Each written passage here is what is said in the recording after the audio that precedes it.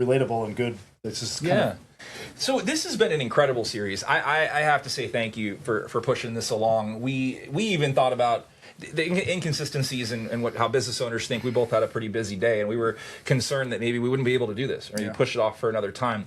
But we both looked at each other. We said we can't. We can't push it off for another time. Time is now. Yeah, and we even got to a point where we were both kind of, you're going 100 miles an hour, and I'm going 100 miles an hour, and it's like, is everything good? Is everything going the right direction? But then we realized that's what it's going to take to get through. And I mean, you were like, are you comfortable with this? And I'm asking you, are you comfortable? So communication is extremely important too. So hopefully you were able to watch the first few episodes. If this is a full episode, you're just rolling into the next episode. But we were talking about quite a few things. I mean, we've gotten into mindset, how it sets the ceiling, marketing as a mirror, the right message, wrong mental state, consistency versus inspiration. And now we're gonna round the corner with our series here. We're gonna talk about personal transformation and business growth. We are gonna tap a little bit into social media and authenticity.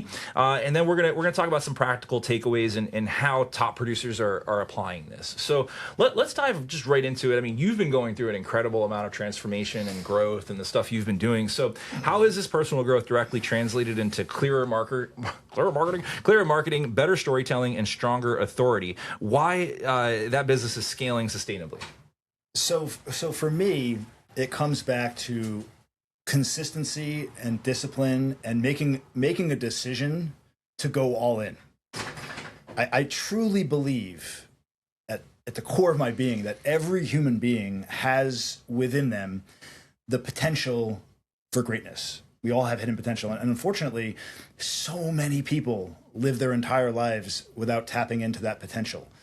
And I was one of those people until recently. A lot of us are, right? I mean, and the more belief you have in yourself, and that doesn't come from just from faking it until you make it. You have to be disciplined. You have to do the work. You have to. For me, it was just getting up early and buying in. I'm doing a 31-day challenge right now. Just really putting the work in and showing up every day and making a commitment, even when I don't want to do it. This is important because I'm also working with my brother right now. And you're a family man, and you're doing so many life, right? Yeah, and it's like everybody who's going through this growth and this shit, you always reach a roadblock. You always reach a point where you're just like, I don't want to do this. Like, I can't do this anymore. And if you turn around there, that could be your defining moment, right? That one thing could propel you to greatness. That one thing, and that's why you always got to keep pushing forward. And that's translated into my business more than I could ever know. The insights that are coming, you mentioned ChatGPT earlier. I mentioned ChatGPT? Me? I'm like human ChatGPT. I've been using Chat for the magazine. I started using it not to write articles, but just to run for content. So cool, right? I've been using it, but I've just been scratching the surface. Yeah. And up until recently, I wasn't really using it properly. And what I found for me, and I'm telling this to everybody I talk to now, is that what's given me tremendous clarity. I've always been a person who looks at a task and my brain moves a mile a minute. And I look at the task and I say, all right, how do I get from A to Z as quickly as possible without reading all the steps in between? Is that you? Do you feel like that? ChatGPT. No, but don't do it for me. How do I do these things? It doesn't matter what the task is. And do me a favor real quick. Anyone who's out there listening to this, comment below, what does GPT stand for? Don't Google. You can't Google. Don't Google GPT. What does GPT stand for? So while he's telling his story, I want to test. I'm trying to think of a good acronym that I can think of. But yeah, always trying to get from A to Z. And then what happens is that when I try to actually dig into the steps, I get overwhelmed because I want to get to the end and I rush through it. And the more overwhelmed I get, the more confused I get, and I just abandon the task. So what I've learned to do with ChatGPT is a couple things. Is when I have a task, I just put it in my ear, and it's like, okay, I need to do this. Explain it to me like I'm a 5-year-old. Walk me through step by step by step. And it doesn't matter what the task is, it'll tell me what to do. And if I can't do that, I'm like, stop, go back. This didn't work. Where do I go now? And the more information you give it, the more useful it becomes. And so the way you set it up, that's been huge. Another thing has been, I've always kept all this stuff, this junk stored in my head. And it's created so much brain fog. So now when I have a new idea, a new insight, whatever it is, it doesn't stay in my head anymore. I just speak it to Chat, right? Doesn't matter what it is. And it pulls it out and structures it and puts it in a way that makes sense. And I throw it in a Google Drive, and then it's there as a reference. And guess what? It's not in my head anymore.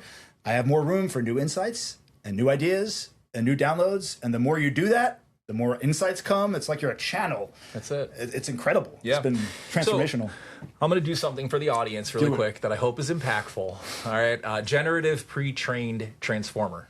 Okay. These are built on large language models. Okay. Most people don't know what a large language model is. Think of it in terms of circles. So this is what I do when I have a board in front of me and I'll make circles. And like this circle is human grammar. This circle is law. This circle is real estate. This circle is finance. This circle is math. I won't go out, continue on the tangent. You get it.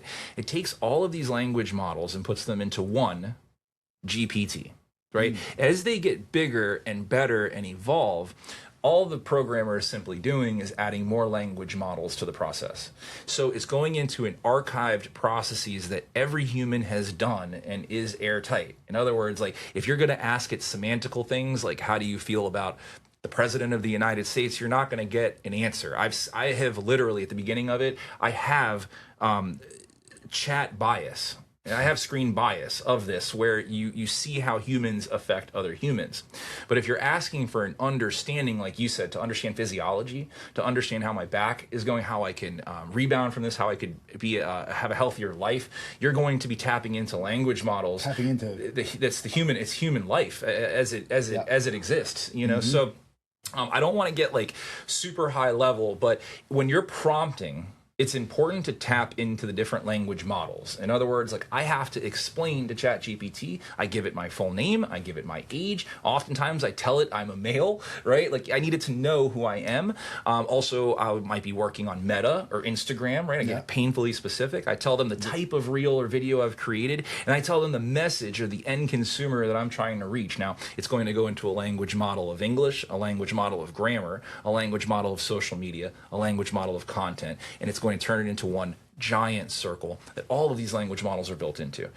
This might be high level in terms of a podcast, but I know there are people that are going to listen to this and be like, this dude is like spot on how these things work and how they generate. It's fascinating. It is. And once you learn how to prompt properly, it has been absolutely life-changing. Oh, yeah. I mean, we have integrated enterprise-level GPTs into businesses and corporations where we train them on the industry and model. Wow. And they're not becoming the salesperson. They're not replacing the marketing person. They're just like... amplifying the human element. 100%. And exponentially. Right. Yeah, so like if I have bandwidth to respond to... This was early in my career. I had one of my clients reach out, not early in the career, but early in ChatGPT's career. There was an email I got that was very specific, and I went off on the, all right, this is how I feel about the email, and I'm going to respond this way. This is how I'm typing, you know, and I get like a paragraph in, and I'm like, why am I typing like this?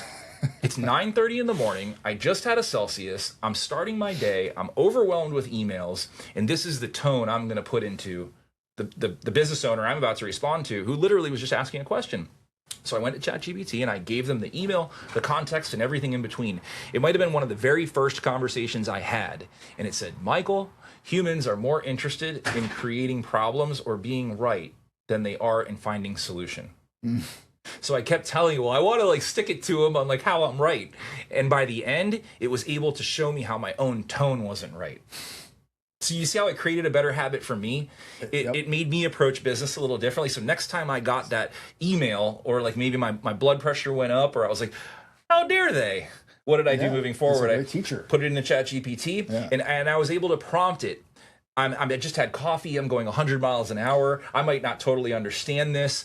How should I respond? And now it tells me, well, I completely understand how you'd be having a fast-paced day or a tough day or a busy day. Let's slow it down and break it down. You know, and my goodness. And if you're, sorry to cut you off there. No, you're good. If you're using AI properly, it allows you the opportunity to collaborate with all of human wisdom as a partner. Let that sit for a minute. Right? And it's for my own place, or for where I'm at right now, it's increased my productivity at least 100-fold, maybe 1,000-fold. I don't even know at this point. And I'm just tipping the iceberg. While I've been using it, and I've been doing a lot of stuff, it's all started. It's like just the tip of the iceberg. It's all coming together. How has GPT, and we're not having a GPT specific conversation, just so people know. I get so excited about this stuff because I'm living it right now. It's great. It really changes your life. You know, if you're using it properly. You know, correct. They're all not different. having it do everything for you. Like, go write me this. Right. Using Without it giving to organize your thoughts and your thinking and amplify yourself and your messaging as a human being. That's it. That's this because it doesn't have the human element. You segued perfectly into. So how has the changes in your habits, changes in lifestyle, mental clarity, and having tools like ChatGPT at your disposal, how has this transformed you in social media? Or because in our first episode, we're talking about kind of approaching it with a scarcity model. We're kind of giving you the recipe on how to kind of feel better. It just feeds into. What's the result? It feeds into the confidence, the belief, the conviction, right? The purpose that I have, and when you're operating from that place, you come across as more authentic in your content. Wow. And that's good marketing. That's what resonates with people. So we, like, in a roundabout way, like, it's going to be probably like an hour and a half video. We, like, in a roundabout way, gave you the blueprint on how to go from scarcity to abundance, right? We didn't tell you the exact roadmap. I mean, obviously, we'd have to dive into you personally as a person, things you do in your life. Yep.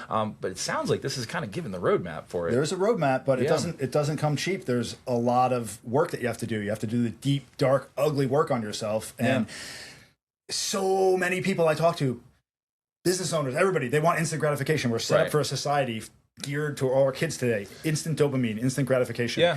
And good things come through effort, discipline. So there are no shortcuts. You could listen to this podcast and tap into some of these tricks and tips, but until you implement them in your life and create structure and live it, nothing will really change. Yeah, and let me know if you agree. And what he's referencing in terms of like that it costs a lot to do this. He's talking about digital currency. He's talking about life currency. He's talking about relationship currency.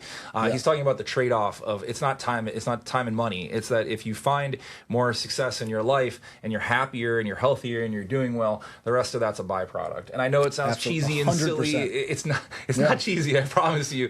You know, they say that like it's lonely at the top. It's lonely at the top because those are the only people that have that mindset.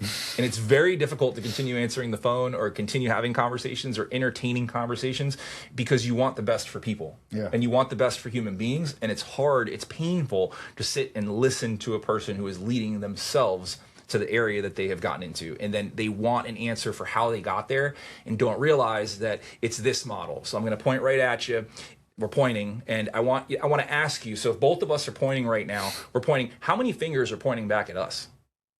Right? So, see, I'm going to turn it around. There are 3 fingers pointing at me right now. So when I point at you, I'm pointing one up at God because we got to give him some love for this, right? For these situations. But I'm pointing at you. But guess who's really to blame? The 3 other fingers that are coming back toward us. So we need to take the blame and stop pushing it on other people and putting it back on ourselves threefold. All right. So I know it's kind of preachy and a little, you know, it's preachy. I'll leave it at that. But it's real. Yeah, it's real. And another thing I'll leave everyone with, it's stop blaming externalities for your situation. These are things that you cannot change. You don't have the ability to control other people. You don't have the ability to control events. The only thing that we can truly control, I tell this to my kids all the time, is ourselves. And once you start acting in the world this way, the things that you were trying to control, they start changing around you. It's good stuff. So everyone, thank you so much for tuning in. Michael, thank you for allowing me to come in here in the studio. This has been really... It's been absolutely incredible. Really wonderful conversation. I'll tell you, there are so many takeaways from what we spoke about here. So if you're watching the video in entirety, I'm sure you're gassed up. You probably want to run through a wall right now. But marketing doesn't create success. It amplifies what's already there. And when your mind is right, marketing becomes leverage, not resistance. Beautifully said. Okay. We're going to have a link below. Please follow the Good Neighbor podcast. Please feel free to follow me. I've created a community on School. We have almost 200 members. It's absolutely 100% free. We've got digital courses. This will probably be one that's on School. And you get to learn from other people that are successful within their industries. They might have the right mindset you're looking for, the healthy outlook you're looking for. But at the end of the day, there's going to be a takeaway there and something that helps you grow. Absolutely, brother. And if you're a business owner out there and you're stuck, or maybe you're having an issue scaling, or maybe anything we were saying in this has resonated, right? Reach out anytime. I'm happy to have you on the Good Neighbor Podcast platform to do an interview and get a taste of what this is all about. And if there's any way that we could help in any other way, let us know in the comments. We appreciate you coming with us on this journey, and we'll look forward to seeing you all next time on the next episode of the Good Neighbor Podcast. Everyone take care. Stay blessed. Catch you on the flippity flops. We'll cut that last part.